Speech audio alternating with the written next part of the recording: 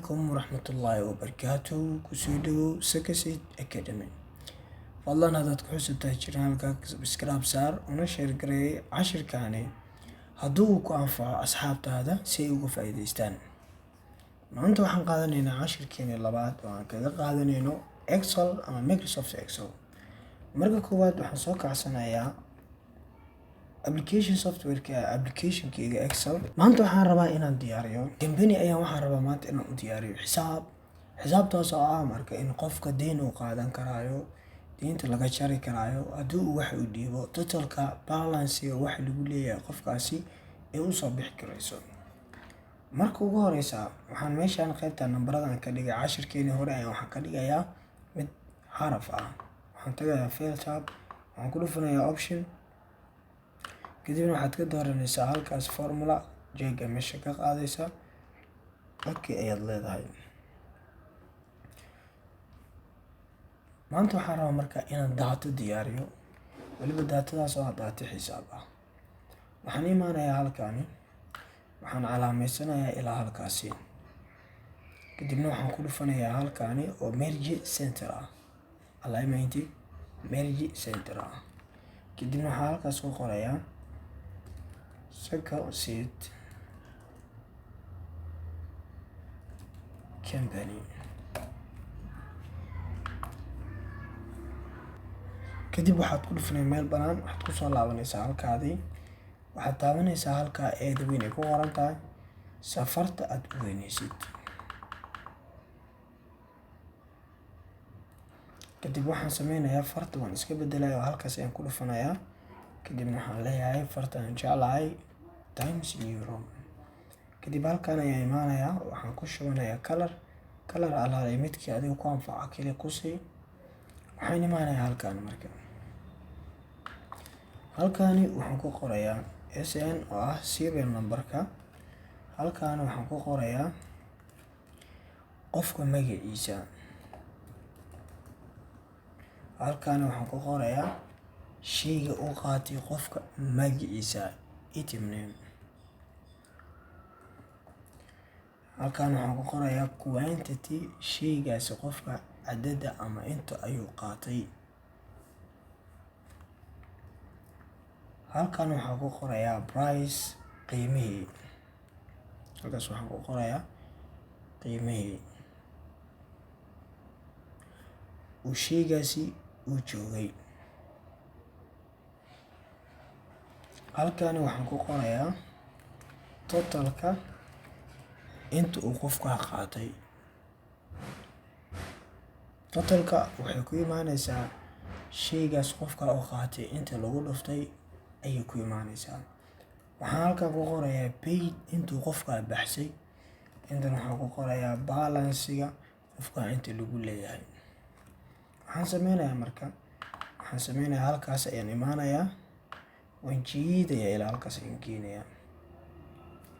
kana double click ayaan ku siinayaa, halkaa double click waxay isla ekaanaa marka inta u baahantahay. halkaan waxaan ku qoranayaa marka number 1, ama waxaad sameyn kartaa ilaa 10 inaad diyaarsato. number 1 ka qabo hoostiisa G, halka geeska ku dhufo fill series ka dooro 12 ayaad ka dhigan kartaa. ama waxaad sameyn kartaa halkaasi inaad muuska ku aadiso, kadib control ka qaadato plus kale marka isdul saarto hoos u jiido ilaa 10 inta u baahantahay sameyso. waxaan leeyahay marka qofka magaciisa intaan qoran waxaan sameysanayaa horta qaacidadani. halkaan waxaa loogu talagalay qofkaani item name, sheyga uu qaatay item name. tusaale anigoo kaleeto ayaa waxaan qaadanayaa Maxamed Abdulqaadir. item name-ka anigu sheyga aan qaatay waxaan ka dhigayaa inaan qaatay buskud walad. waxaan qaatay buskud walad. markaas sidaas oo kale oo godka ugu baxa seelka waxaad tagaysaa halkaa geeska ah, double click ayaad ku siinaysaa buskud walad ayaan qaatay. anigu buskud waladku meeqa baako ama meeqa kartoon ayaan qaatay. tusaale kaleeto 12 xabo ayaan qaatay, waa dose ayaa la yiraahdaa, waa bookis oo dhan ayaan qaatay. 12 xabo ama half bookis ayaan qaatay. waxaan rabaa marka sheygii imise ayaa la gadaa. waxaa la gadaa calaa baakadii nus dollar ayaa la gadaa 0.5 ayaa la gadaa ujeeda 0.5 ayaa baakadii la gadaa inay tahay kasoo qaad 0.5 laakiin baakadii waa 6,000 waa 0.25 ayaa la gadaa baakadii. waxaan rabaa marka 12 lagu dhuftay 0.5 meeshaas inay kasoo baxdo qiimaheeda.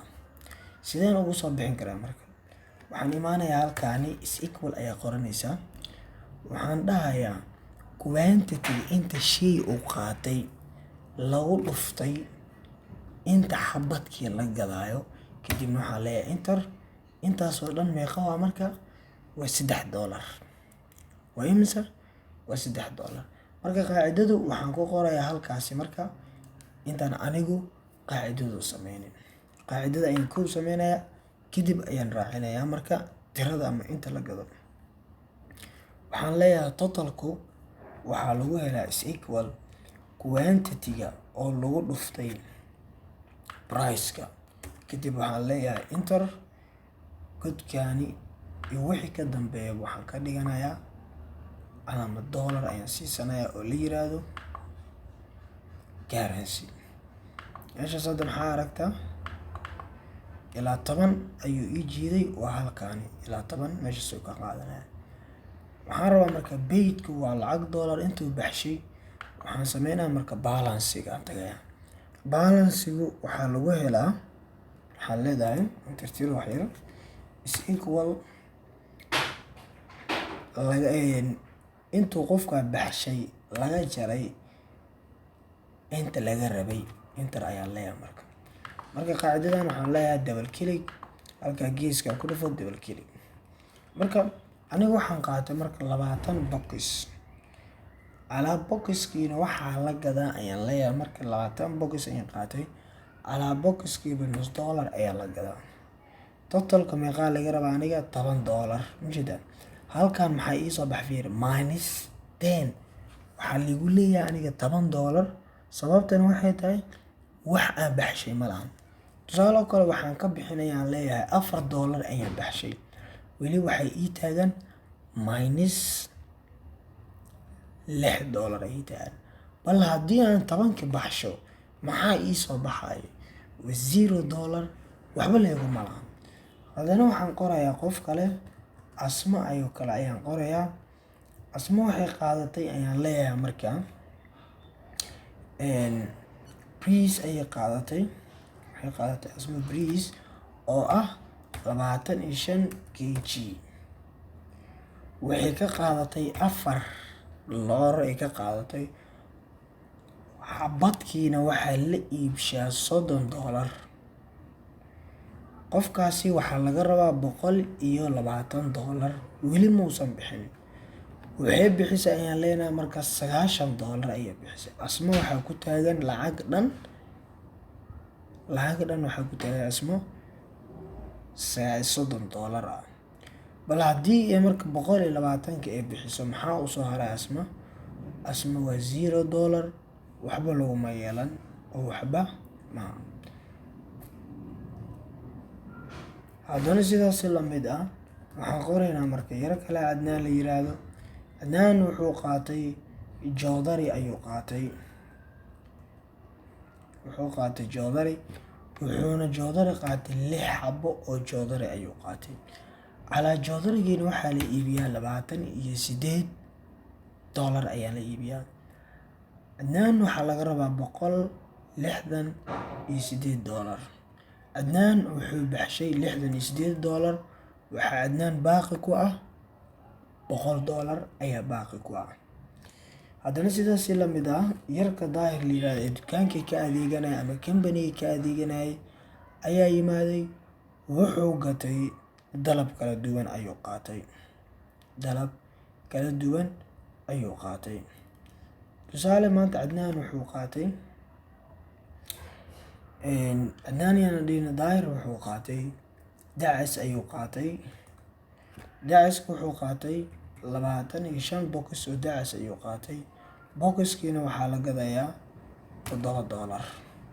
Adnaan waxaa laga rabaa lacag ah $100. $75. Adnaan wuxuu bixiyay lacag $100 ah. Adnaan waxaa ku taagan lacag $75 ah. Qaabkani marka xogta loo gelinayo meeshaasi ayaa waxaa la yiraahdaa, waxaa loo yaqaanaa inaad xogtaada aad geliso Excelka, weliba aad ku xisaabsato ee kugu soo baxdo natiijada adiga aad u baahneed, kadibna sidaas aad ugu shaqaysato. Waxaan filayaa in cashirkan aad ka faa'iidaysatay. Fadlan gaarsii asxaabtaada si ay uga faa'iidaystaan, una share garay. Haddaad nagu cusub tahayna like-taada waa inoo dhiirigelin, subscribe-taadana waa inoo farxad.